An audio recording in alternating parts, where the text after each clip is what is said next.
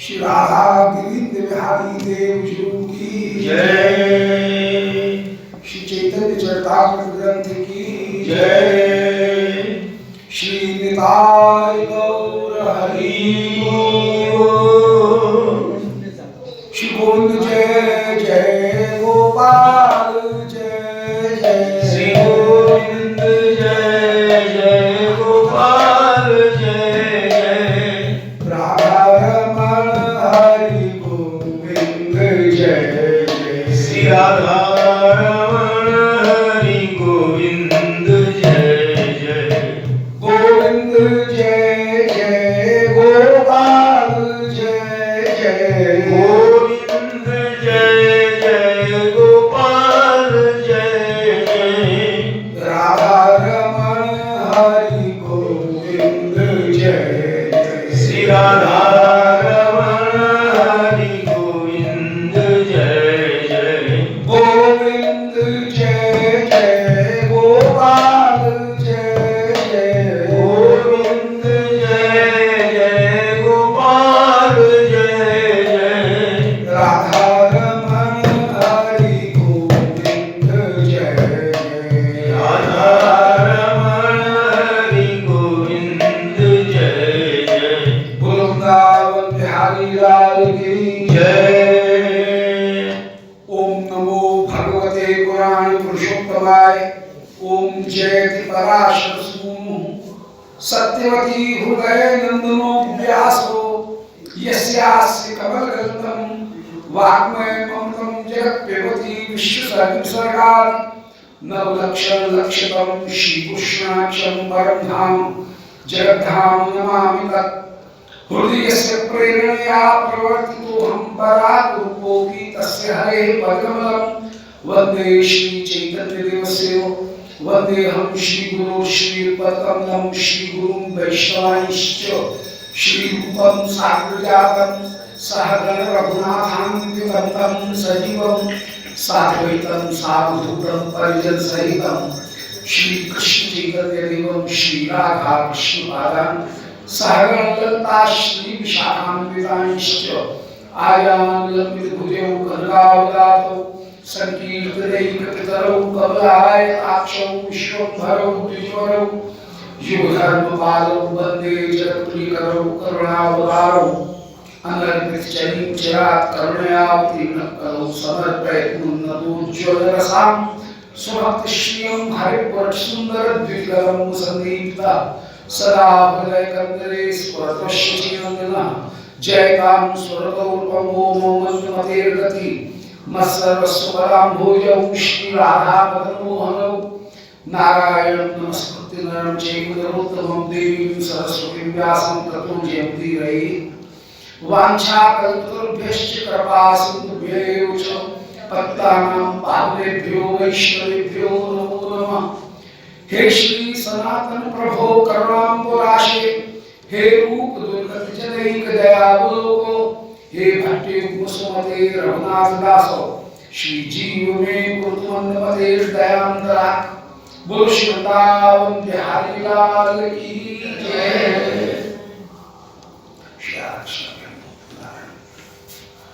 परम श्री चैतन्य चरितामृत काशी में श्रीमद् महाप्रभु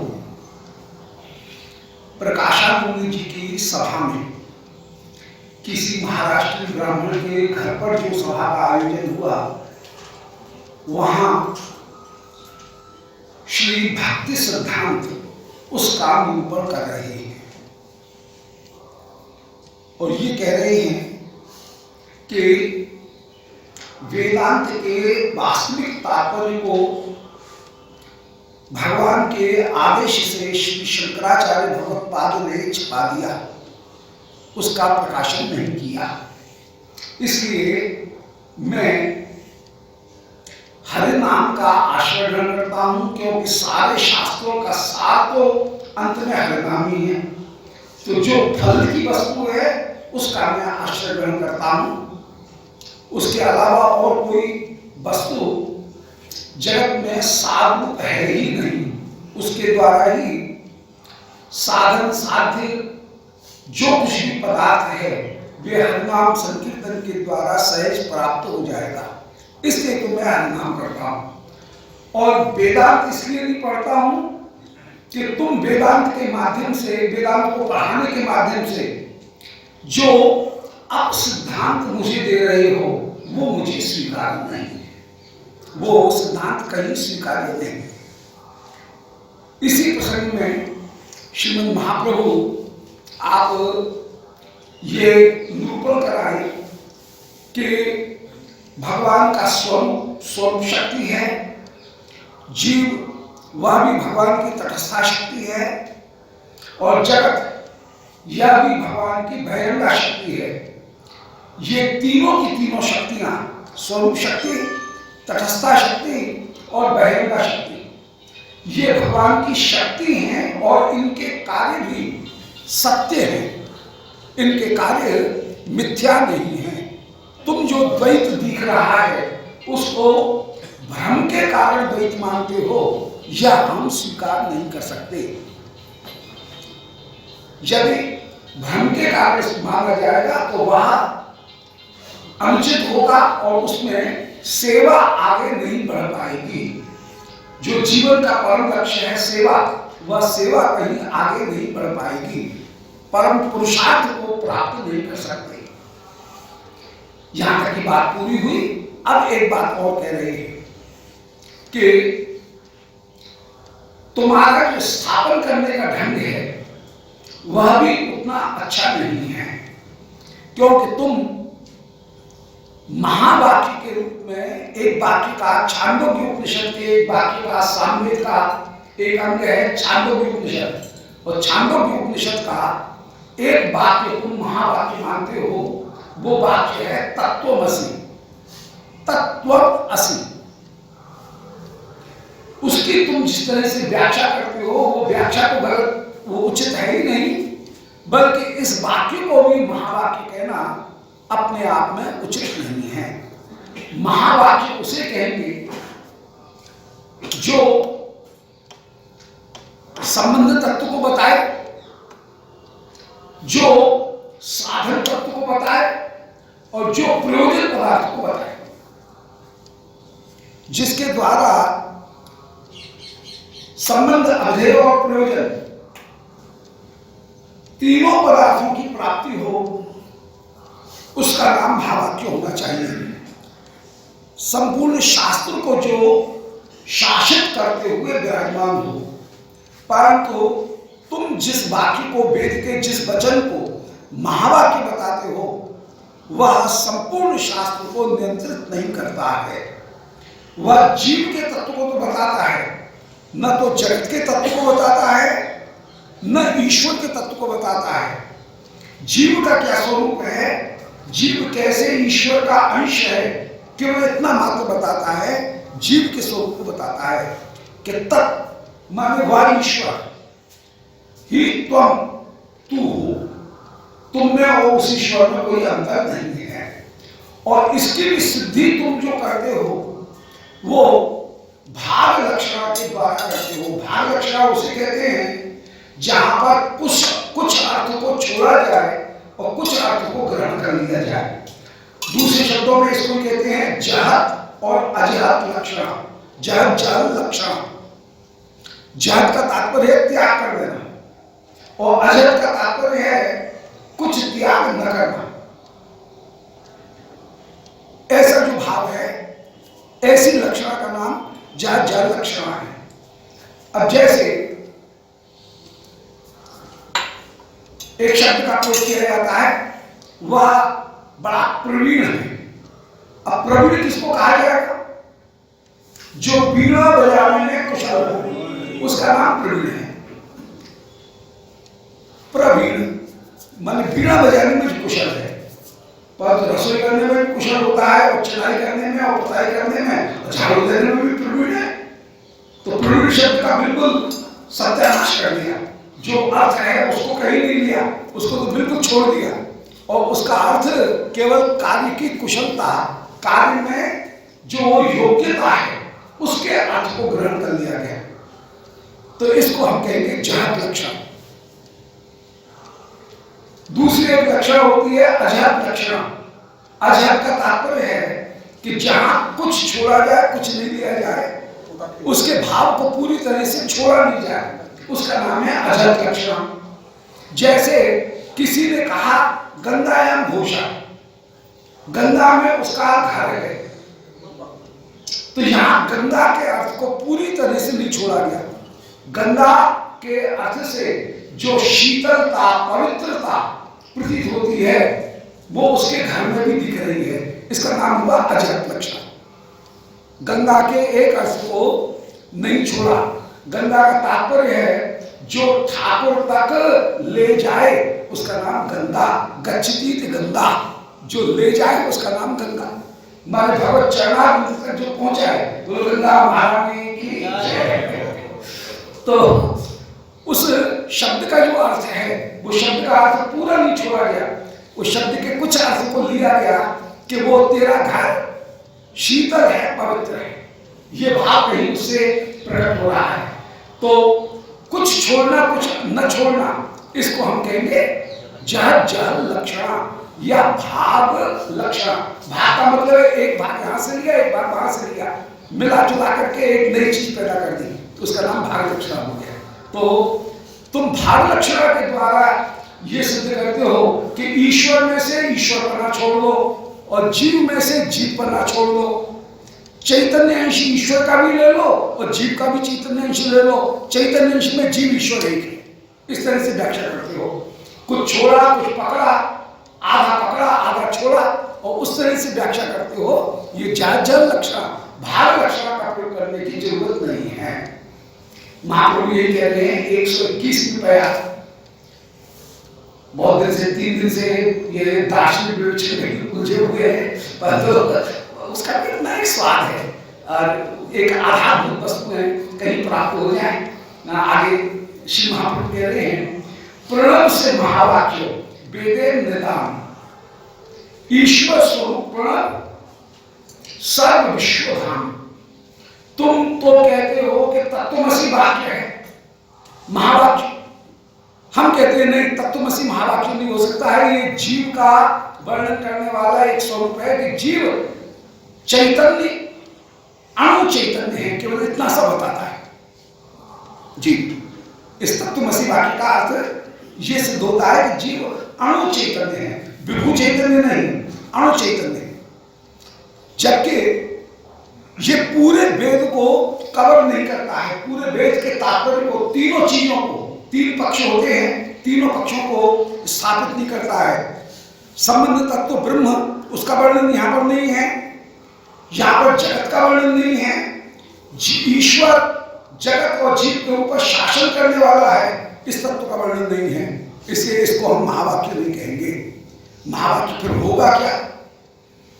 किसी का खंडन करने पर खंडन करने वाले के ऊपर ये जिम्मेदारी आ जाती है कि वह खंडन क्यों किया जा रहा है, इसके लिए तर्क दे। फिर साथ ही साथ में ये भी तर्क दे कि तुम क्या स्थापन करना चाहते हो, तुम अपनी स्थापना करो, और उसका क्या अर्थ होगा, ये भी जिम्मेदारी तुम्हारे ऊपर आ गई। तो कह रहे हैं कि तत्वमसी का सीधा सीधा अर्थ होगा तस्य त्वमसि, तू ईश्वर का दास है, ये कहना उचित होगा। और मुख्य जो वाक्य है, जो सारे वेद को कंट्रोल कर रहा है, सारे वेद में व्याप्त है, वो वाक्य है प्रणव। आ उ म, फिर बिंदु और नाद, ये 5 प्रणव के अंग हैं। और माने वासुदेव, म माने जीव, उ माने भक्ति ही एकमात्र साधन है। अब इसमें जो ओम में जो अनुस्वार आया, वो अनुस्वार वो क्या है? बोले वो ब्रह्म तत्व ही कहीं व्यापक हो रहा है, सबका शासन करते हुए विराजमान है। और नाद जो है गूंज, ओम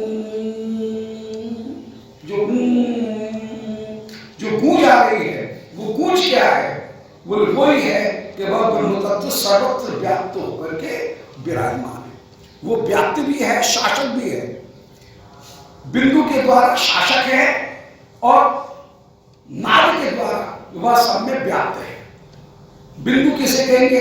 बोले जैसे थाल है, उसमें पानी भरा हुआ है और किसी ने तेल की एक बूंद डाली तो तेल की बूंद फैल जाएगी, और वो तेल की बूंद फैलते फैलते ही पूरे के पूरा जो तल है उस तल को व्याप्त करके सब में फैल जाएगी, किनारे तक पहुंच जाएगी। ऐसे ही वह ब्रह्म ही सब के भीतर व्याप्त है। ये बिंदु और नाद, बिंदु का मतलब है व्यापक है,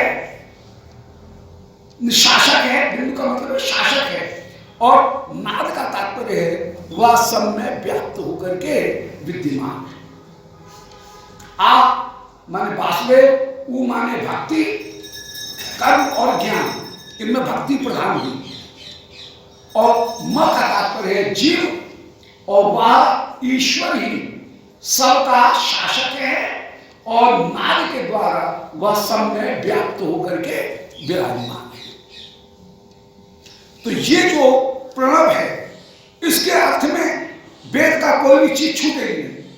चाहे जगत का वर्णन हो, स्वर का वर्णन हो, इंद्र का वर्णन हो, पाताल का वर्णन हो, कर्म का वर्णन हो, ज्ञान का वर्णन हो, भक्ति का वर्णन हो, सब इसकी सीमा में आ जाएंगे। इससे महावाक्य प्रणव ही हो सकता है और कोई दूसरा महावाक्य नहीं हो सकता। ये श्रीमद् महाप्रभु ने स्थापित किया। तो प्रणव से महावाक्य, प्रणव ही महावाक्य है। वेदे निदान, यही वेद का मूल, निदान माने कारण है। निदान कहते हैं किसी रोग के या किसी वस्तु के मूल कारण को निदान कहते हैं। निदान मूल कारण, निदान की परिभाषा दी गई कि मूल का जो मूल कारण हो, उसका जिसमें निर्धारण हो, उसका नाम है निदान, डायग्नोसिस। किसी वस्तु का, रोग का हो जाना, डायग्नोसिस से ठीक हो जाएगा तो फिर उसकी चिकित्सा समझ में आ जाएगी। भाई ये कारण है, इस कारण को बंद करो। भाई डायग्नोसिस नहीं होगा तो यान काले मूलानी ये न केवल पीछे यस्मै कस्मै दातव्यम, फिर यह बात भविष्य हो गए। ये कोई वैदिक थोड़ी है कि यान काले मूलानी, कोई सी भी जड़ ले लो, उसको ये के नीचे पीछे किसी भी दूसरे रस के साथ में मिला करके पीस डालो, और उसको दिया कि क्या जाए? बोले जो भी सामने आ गया रोगी, यस्मै कस्मै दातव्यम, उसको दे दो। बोले फिर होगा क्या? बोले ये भविष्य जो होगा। तो ये उपाय नहीं है। उपाय वो होना चाहिए जो निदान हो। निदान के साथ में जो किया गया है वो तो इलाज है, और निदान के साथ में नहीं किया गया है वो इलाज नहीं हो सकता है। तो वेदे निदान, संपूर्ण वेद, वेद से, प्रणव से ही, निदान माने मूल कारण से उत्पन्न हुए हैं। निदान माने मूल कारण से उत्पन्न हुए हैं। ईश्वर स्वरूप प्रणव सर्व विश्वधाम। अब ये प्रणव जो है ये ईश्वर का ही स्वरूप है, माने इसमें ईश्वर, जीव और जगत तीनों चीज आ गई, तीनों का विवेचन हो गया। सर्व विश्वधाम, ये संपूर्ण विश्व का स्वरूप है। संपूर्ण विश्व का धाम आधार होकर के विराजमान, संपूर्ण विश्व का आधार होकर के विराजमान। सर्वाश्रय ईश्वर प्रणव उद्देश्य, सर्वाश्रय जो ईश्वर है उसका उद्देश्य माने उसका मूल नाम प्रणव ही है। प्रणव ही उसका उद्देश्य माने नाम है। उद्देश्य कहते हैं किसी भी वाक्य का वो अंश जिसकी व्याख्या की जाएगी। राम अयोध्या के राजा हैं, अयोध्या के राजा हैं, ये व्याख्या है। राम व्याख्या, जो व्याख्या हो उसको हम कहेंगे सब्जेक्ट। जो उनके गुणों और चेष्टा या क्रिया का वर्णन करे उसको हम कहेंगे विधेय। सब्जेक्ट और प्रेडिकेट।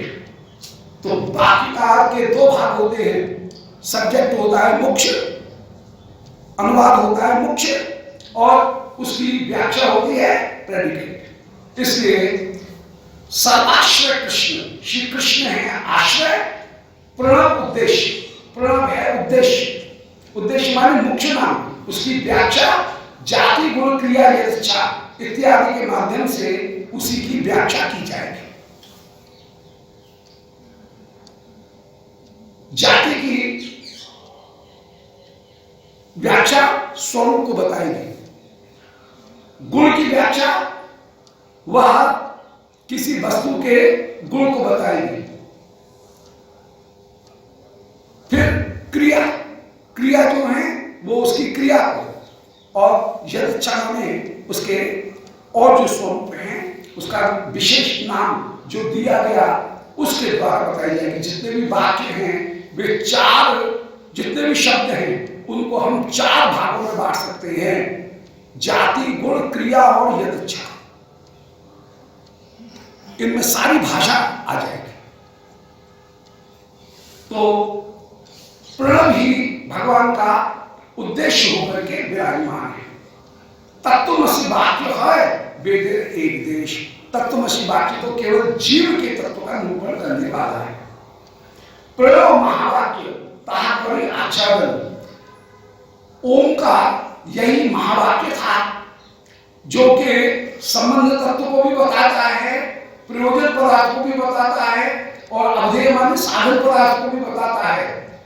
महाशय जी आप उसका तो कर रहे हो आच्छादन, और केवल एक जीव जो है उसके विषय में उसके तत्व को बताने वाले बाकी को महावाक्य बता रहे हो, ये उचित नहीं है। ये बिल्कुल वैसे ही होगा जैसे कि कोई हाथी की सूंड पकड़ करके कहे कि हाथी कैसे किसे कहते हैं, बोले ऊपर से मोटा नीचे से पतला, जो कोई हाथी की परिभाषा थोड़ी है।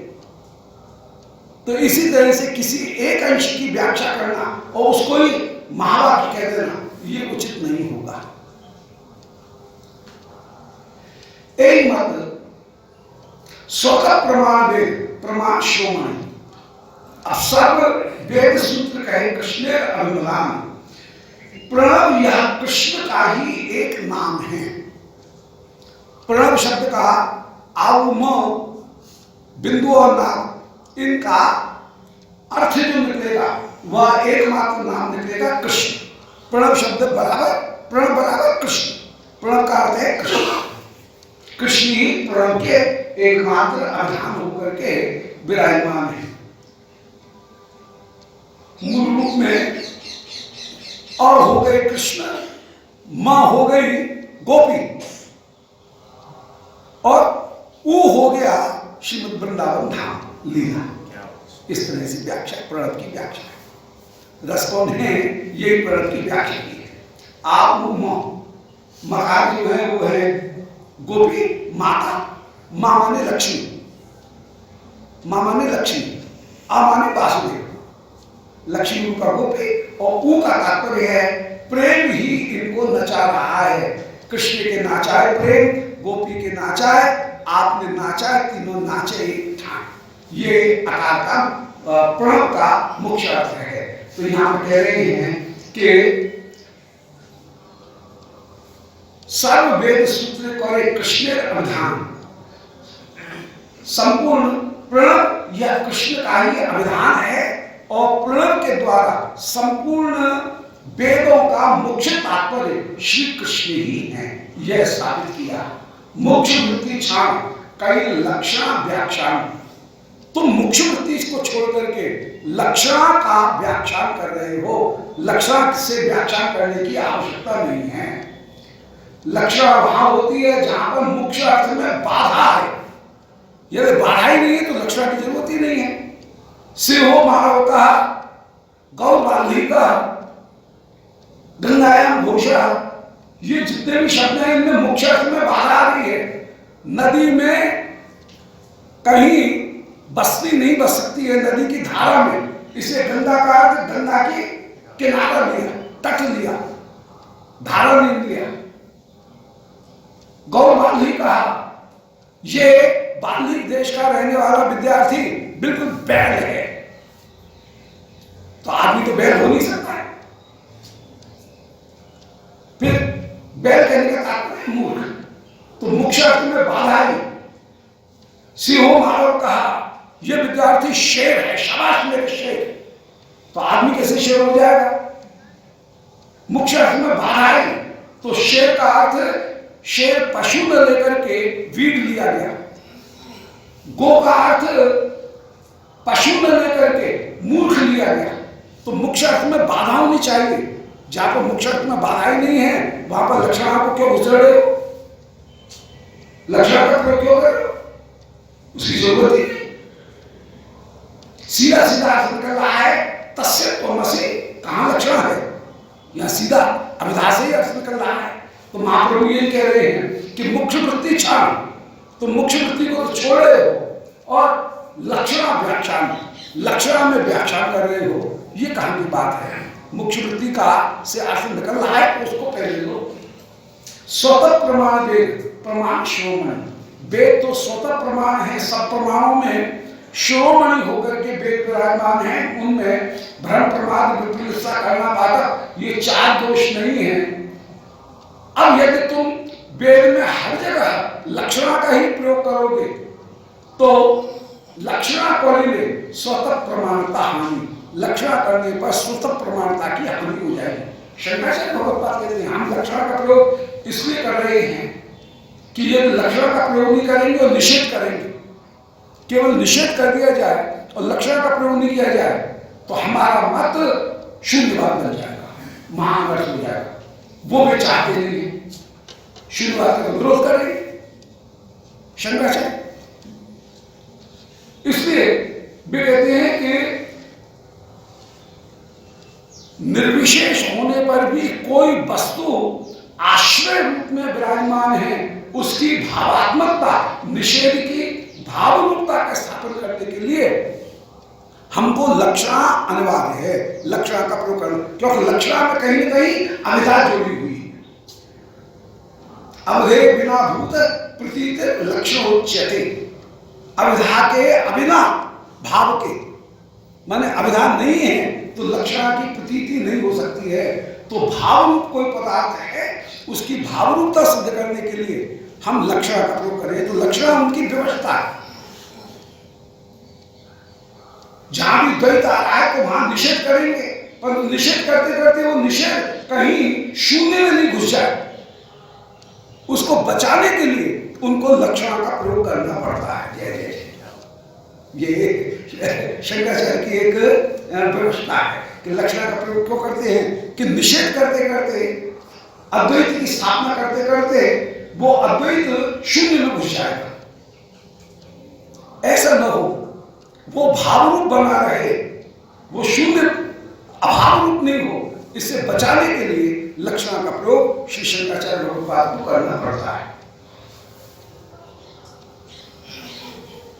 चेतन चेतामृत क्या है? संपूर्ण दर्शन शास्त्र के साथ व्यक्ति के सामान्य जीव के बस की बात नहीं है इनकी व्याख्या करना। कोई थोड़ा बहुत, जितना ठाकुर गुरुदेव की कृपा से कोई सीखे तो उसको थोड़ा बहुत कहीं वर्णन कर सकता है, वरना ये तो पूरा पूरा भाष्य एक अत्यंत कठिन चीज है। स्वतः प्रमाण वेद, प्रमाण श्रोमणि, वेद जो है वो तो स्वतः प्रमाण है, सारे प्रमाणों में श्रोमणि होकर के विराजमान। अब यदि हर जगह आप लक्षणा कहोगे तो इसका मतलब वेद प्रमाण ही नहीं हो। लक्षणा तो हमेशा अपनी बुद्धि का प्रयोग करके अर्थ निकालती है। गौर बाल्ही का बैल का अर्थ मूर्ख, ये अपनी बुद्धि का प्रयोग करके निकालोगे। सिंहो मारो कहा ये विद्यार्थी शेर है, वीर, ये जो अर्थ निकाला या अपनी बुद्धि का प्रयोग करके निकाला जाएगा।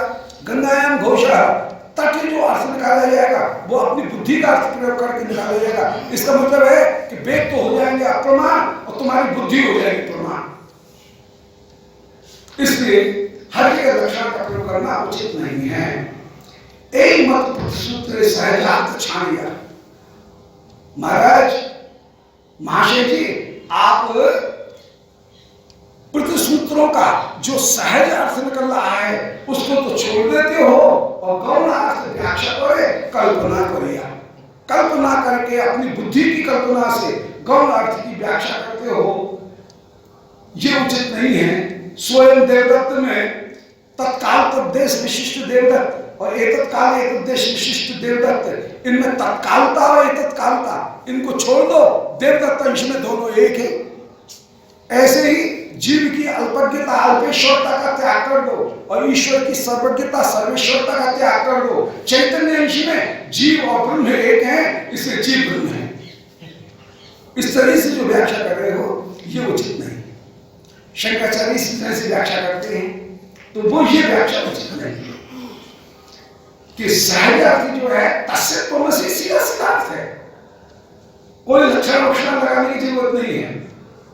उस सीधे अर्थ को तुम ईश्वर के दास हो, ईश्वर के अंश हो, इसको छोड़ करके और तुम जो मुख्यवृत्ति को छोड़ करके लक्षण का व्याख्यान कर रहे हो, तो ऐसा करने पर वेद की प्रामाणिकता अपने आप ही हानि हो जाएगी। वेद स्वतः प्रमाण होकर के विराजमान है, अर्थात वेद के द्वारा प्रतिपादित अर्थ और वेद की अपनी भी प्रामाणिकता जहां एक ही वस्तु से प्रकट हो उसको हम कहेंगे स्वतः प्रमाण। जहां प्रमाणित वस्तु कोई अलग हो और उसका प्रमाण करने वाली साधन कोई अलग हो उसको हम कहेंगे परतः प्रमाण। अब ये एक बड़ा व्यवहार है। मीमांसा में दो मत हुए, एक हुए कुमारी भट्ट और दूसरे हुए प्रभाकर मिश्र। श्री प्रभाकर मिश्र उन्होंने परतः प्रमाण माना, नैयायिकों ने भी परतः प्रमाण माना, जबकि पुराने जो कुमार भट्ट के गुरु और प्रभाकर हैं उनके शिष्य, गुरु शिष्य में लड़ाई हो गई, माने आपस में शास्त्र को लेकर के तुमको बात करेंगे। शास्त्र में गुरु जी के साथ में बात करने में कभी पीछे नहीं हटना चाहिए। तो गुरु शिष्य की दोनों के माने शास्त्रार्थ हो गया और उन्होंने कहा कि वेद परतः प्रमाण है। परतः प्रमाण का मतलब है कि वेद में एक बात कही गई और हम जो कुछ भी उसका अर्थ निकालेंगे अपनी बुद्धि से निकालेंगे। वेद अलग चीज है, मेरी बुद्धि अलग चीज है, इसलिए वेद को जो प्रमाणिक मान रहा हूं वो अपनी बुद्धि के कारण मान रहा हूं, इसलिए वेद परतः प्रमाण हो गया। प्रभाकर ने ये कहा, ये परतः प्रमाण हो गया। वेद की प्रामाणिकता मेरी बुद्धि के कारण सिद्ध हो रही है, बुद्धि नहीं होती तो वेद की प्रामाणिकता सिद्ध नहीं होती। ये परतः प्रमाण, बुद्धि अलग